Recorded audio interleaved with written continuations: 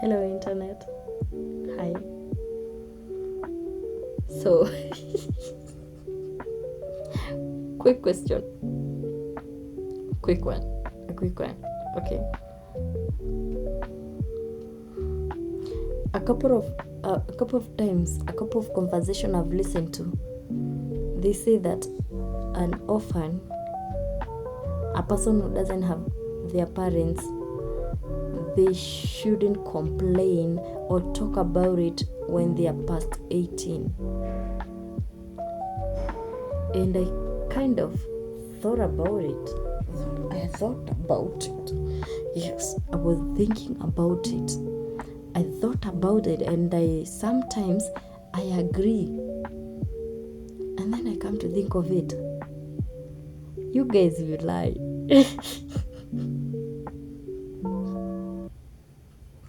You guys, you fucking lie. Tell me why. Tell me why I'm this year old. Yeah. And I'm still thinking of my mom. I'm this year old. Whatever year old I am. And I'm still thinking, if I had my mom, I would leave my kid with my mom and look for some job elsewhere. I would go abroad, or either in the gap where people are trying to live their life, to live a better life and get some pay, and then they come back to the country and build maybe some job or anything.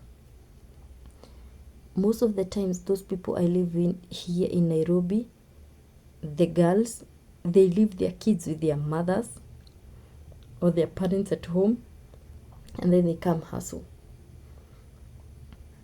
But I look at myself, I'm like, I can't do that. I'm limited to that option. I wish she was alive. So that thought of living without your parent, that thought of thinking that your parents is not there to, like a nest, like a helper, like a person you can talk to. Sometimes I am left in this room. This is not a big house, actually. This is like a single house, the normal single house in Nairobi. Okay? And sometimes my son is out there in school, and I think about him. I think about this whole scenario that we are living in. I think about what if mom was here? She would take my son. I would go wherever I wanted, because I know my kid is secure. The grandma living with the grandkid, and she's taking care of him. By that, security paramount. That is everything that this every normal, come here, say hi. Hi. Hi. Hi. So every normal, like, kid or adult live with, they live with that. They think about it, and they think that when they come to Nairobi, they can prosper and everything. Some of them prosper. Let me tell you. Stop it. Some of them prosper. Okay, do that. Some of them prosper. Some of them leave their parents with their kids and live their life, do work and everything. And because they're not so much overwhelmed with the baggage of kids and everything, they get good jobs and they sustain those jobs. Please, Pussy, stop making. But when I look at my situation, or my it doesn't augur well with me, because I have no one I can trust. Some of them I've lived with, my relatives. some of the some of them make those calls within the relatives need those things. They make calls, they make you look really bad. And especially my aunt is crooked. My aunt is one of those people I would never wish even my enemy to have as an aunt. My aunt is a person who calls even the grandma to my grandfather's side. She calls them and tells them things that you wouldn't want. Like, she's the mature one, but to a point I think I'm the mature one. That's not the point. Hold on. Scratch that. So, anytime a person like says to me like, you are now an adult, think like an adult, you are no longer an orphan, I'm still an orphan. I still feel empty. I still cry for my mom. I still cry for things that I ought to have told her, tell her, you know. Even if it's like a dad who was left in between, I would still call him and tell him, even if he was married or so, remarried or anything, I would still call him and tell him, you know what, Dad, this thing is not working, this thing is not working, can you help me here? Can you send me some food? I don't have food, I don't have this, I don't have school fees, I don't have rent, I don't have anything. Can you at least assist me? Those are things that those people who have their parents, they don't want you to reason up with them. They want you to block those doors and feel like, I don't know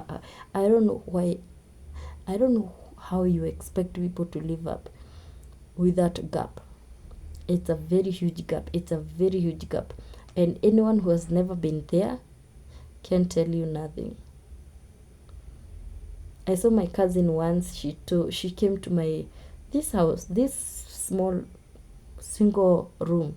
She came and she had a kid, and the kid was left with the mother. And she stayed for like 2 days. And during those days, she just called like, how is my kid? Blah blah blah, la la la la. And then she leaves it, and she's living happily. Those are things you, as an orphan, you'll never get to experience. Sorry to say, you'll never get to experience that. So no matter how bad they tell you, like your situation is, how good your situation is with no parents, it's not going to pay, like, it's not going to fill that gap that they play with you. Those are cards. Stop playing those cards upon others. It's not okay. Whether you are left when you're 50 years old, whether you're left when you're 20, I was left when I was 11. Some were left when they were months old. That's the gap anyone will never ever cross. They will never fill that gap with their parents. They can't. No matter how bad they're selfish they are, they can never fill that gap. And I know most of the time I get people who say like, you know, my parents did this and this and this and this. My mom was a hot-tempered lady. She was hot-tempered. And there were some good, very many days she was really good to me that I can't replace that. She would buy me clothes, she would take me to places, she would take me to her friends. Those are things, small things. She would buy me these things. I've never tasted this. So she gives you that. Those are things you whoever want to match it up to you, they can never do that. They will never do that. And they will never accept the fact that, sorry about the noise, they will never accept, actually my windows are not closed, that's why the noise is severely loud. They will never get to a point that they understand you.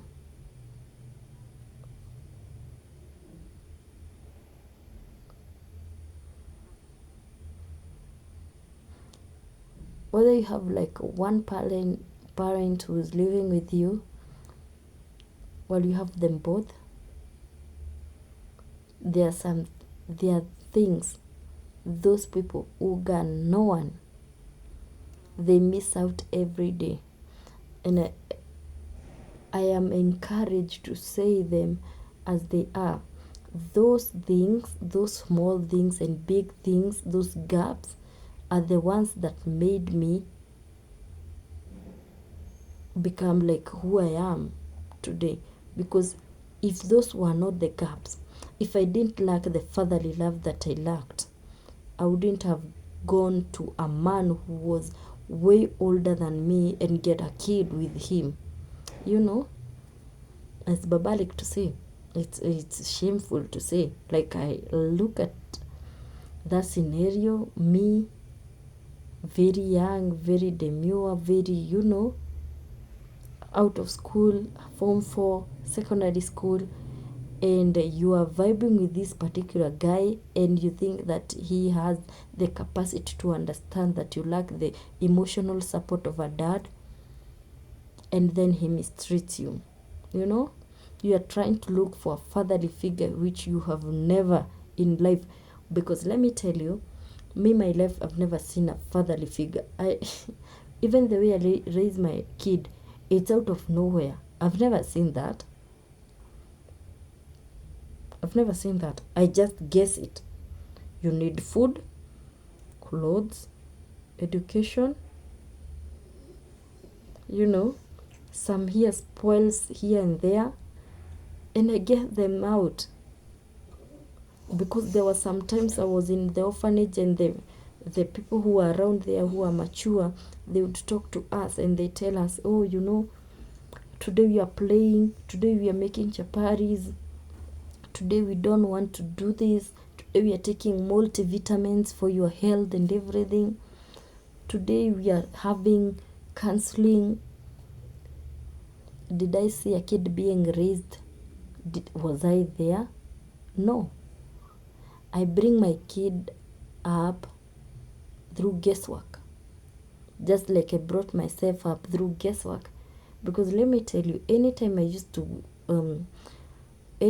there was holidays over, I was out of school, I used to go to live with other people who are not my relatives, who are just feeling pity for me, and they wanted to keep me. So I would live there.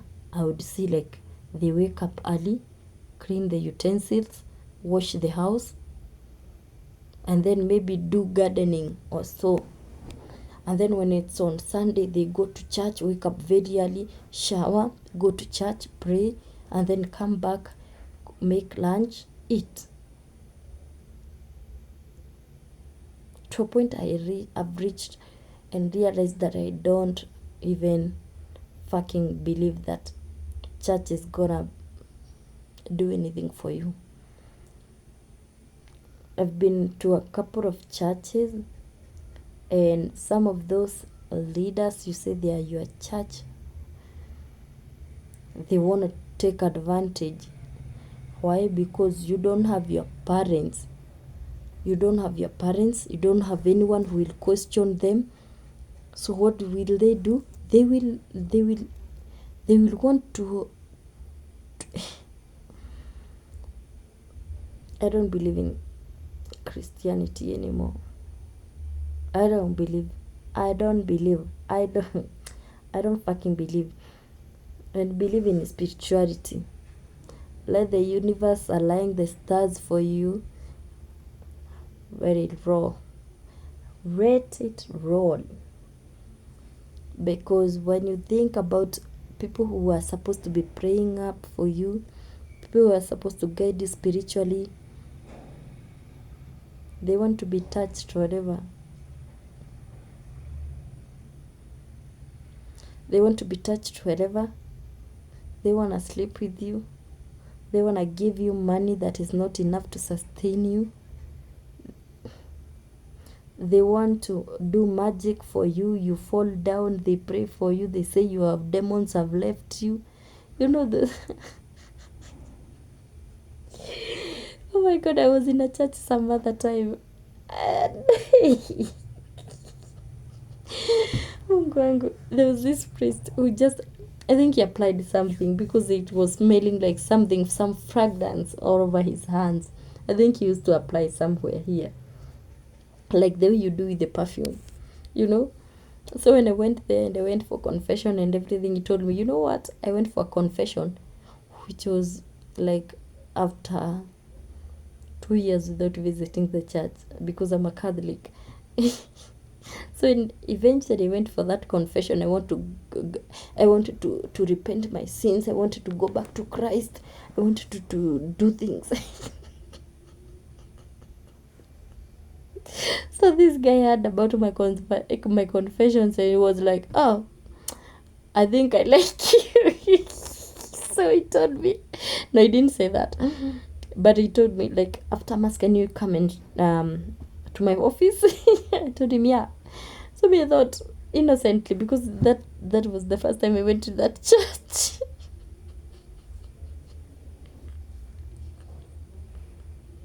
I went to that church for the first time. So he told me, like, come to my office after the sermon and everything. I told him, sure. So I went, and he started with his questionnaire, you know. So where you do come from? I told him from Nanyuki. What do you do? At the moment I'm jobless and everything is to the ground, and you know, I'm the ground level. I have no one, I have nothing. I am just like I am with my son in the back. And that time my kid was small. He asked me, would you like me to pay for you your rent? How much is your rent? That time I was living in a very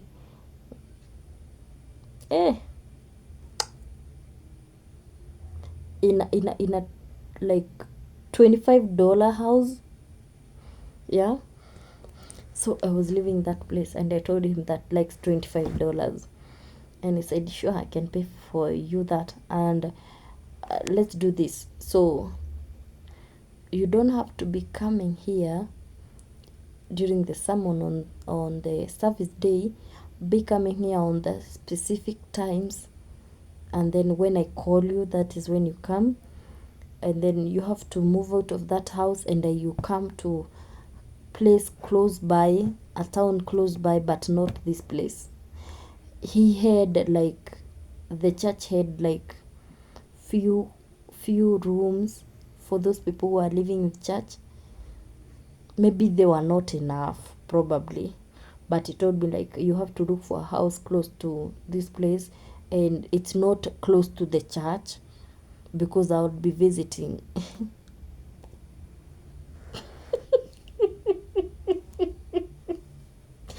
This priest told me you'd be visiting. Come on, my guys. Yeah. So with all my baggages, I'm coming for confession. I've sinned, yes, because I haven't been sinning. That's why I'm confessing. And you see an opportunity for you to be visiting my house because you're paying for it. So I went to one of the neighborhoods, to a mama mboga. I asked her I told her about the whole scenario, and she told me, what did that place give you? I told her he gave me like 3,000 from the offerings that one offered that day, because he went to the shelves and then took an envelope of the one of the envelopes, and then he counted 1, 2, 3 and gave me that money. And then he told me like, this for now, you can use it. And then he gave me like 2,000 more for my transport. It wasn't far. I would have used like 300 to my place and back, 300. So he gave me like 5,000. And I was so happy. But I knew that was coming at a price, of course. I mean, are you dumb to think that he was going to give me 5,000 for nothing? No, he wasn't. He was supposed to be coming to my place. No? For what? Orgasm? What else?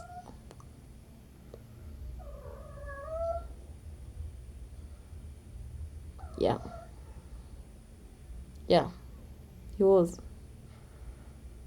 So the day that he was supposed to come, he delayed. I don't know where he was. I'm a very impatient person. So I inquired, where are you? And he told me he was still on the way. And because he had a private, they usually have their vehicles. So I wondered, why was he taking so long? I texted back, you know what? Just don't come, you know what? And then blah, blah, blah, blah, blah, blah, blah, and I threw in a few rude words. And he didn't come. I think he just went back. From that time, I didn't hear anything from him forever. Another time, I went to another new church, and I felt like I was so heavy. Always when I'm going to church, I think I'm having a lot of baggages and so on, and I want to feel light. I want them gone, So I went to another church, and then I found them like they were having deliverance and so on. So this guy told me, he came to me. I didn't even go to the first front seats. No, I went to the mid ones, and he came to me directly. I hadn't told him about my confessions, and he came to me directly. He came to me, and then he just touched me here and rolled me over like this. And I felt a lot of zigzag. I don't know how I went to the ground. And then when you're at the ground, you don't feel anything. Actually, ask a few people who know about those things. I went to the ground, and it was like, so I was wondering, like, should I open my eyes? Should I pray? Should I do what? Because I'm on the floor, and this guy he's walked out he's gone to the next person, okay? So I was like wondering, am I supposed to pray? Am I supposed to open my eyes like this? What am I supposed to do? I didn't have any lectures. So after some 2 minutes, I woke up. I stood. When I stood, he came back to me, and then he just, like, now he didn't do the zigzag. He just like touched, and I smelled that thing. Like, it's like a perfume or something about that. It just like touched me here, and I just went down on the floor. And then the ushers will hold you to fall safely on the ground. And then they say that is deliverance. For me, even when I woke up, I still felt that heavy thing inside of me. Confessions, I still felt something heavy about me. So I don't think there was any deliverance. I think it was just drama and drama.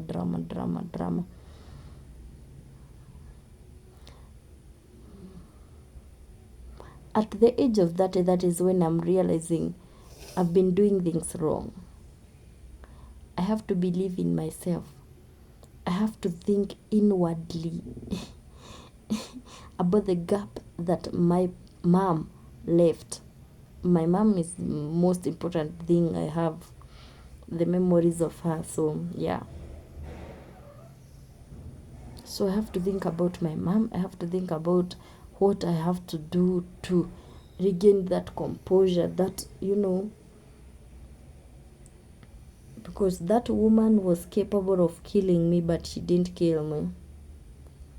That woman used to say that she was going to commit suicide, and she kills me first and then she commits suicide, but she didn't.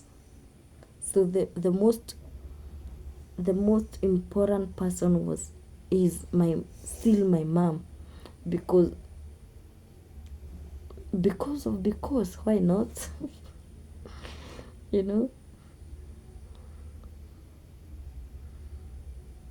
What I'm trying to say is we are not equal.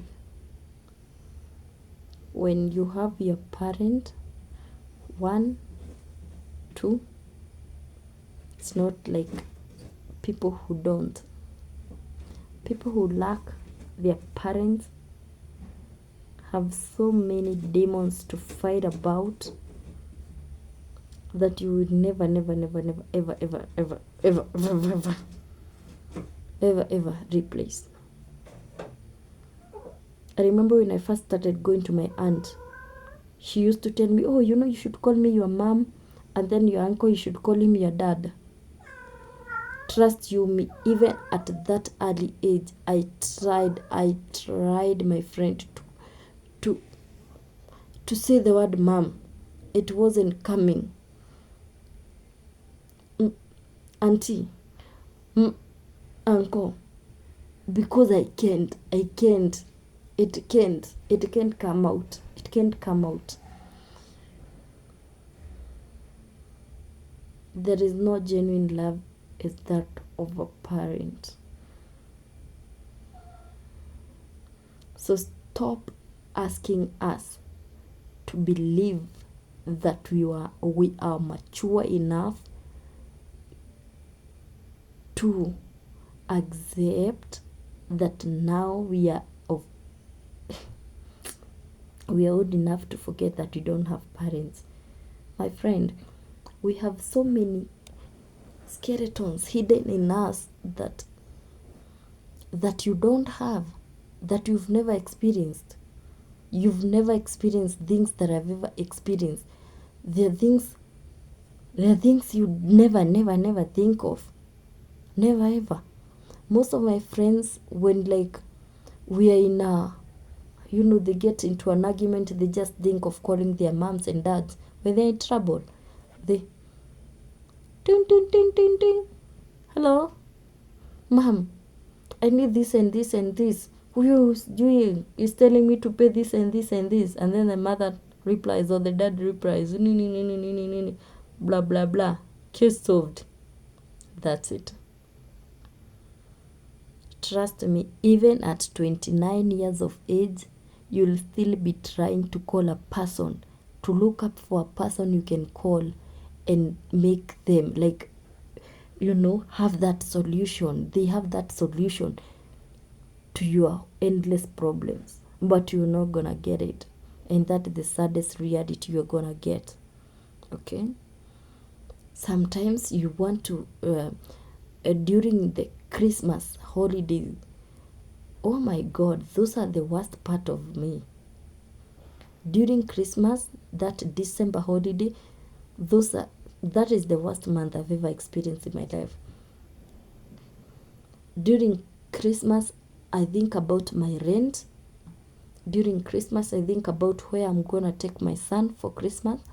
During Christmas, I think about, oh my God. And then if I finish all the money, remember, if I finish all my money during December and I don't pay my rent, January is clocking in very quickly. And January is usually very hard for you to get money. Okay? So when January kicks in, you need books, you need good uniform, you need books, you need rent, you need food, shopping, and everything to kickstart the new year, So if I don't plan like well, all other people, they are buying clothes and everything. I'm not saying that I don't buy. I do buy new clothes for my son and I, but other people leave town. In this whole apartment, I'm in the 4th floor. Do you know how many we are left with? My caretaker, and he does usually go. He does go for days. He does enjoy his days. So he leaves me and like 3 people. I'm in the 4th floor. Only 3. So we like take care of the other people's belongings. We listen we listen to other people's rooms if they are being broken into by these thugs or anything. Yeah. Saddest reality. People say like, oh, you didn't go to reserve and so on. Oh, I went to my grandma, I saw my grandma, these are my pictures. They update their statuses on WhatsApp or Facebook or Instagram. They show you their grandmother, their parents, their siblings. Nini, nini, nini. You, what do you have? Few photos from Uhuru Park.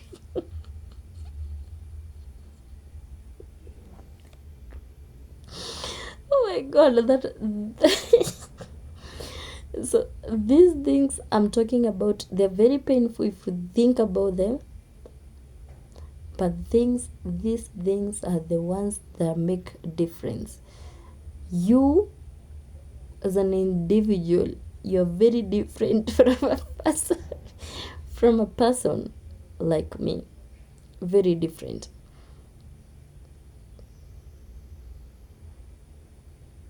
I think I'm gonna leave it up to here. So if you haven't like subscribed, make sure you do. Okay. And then see you when you see me, internet.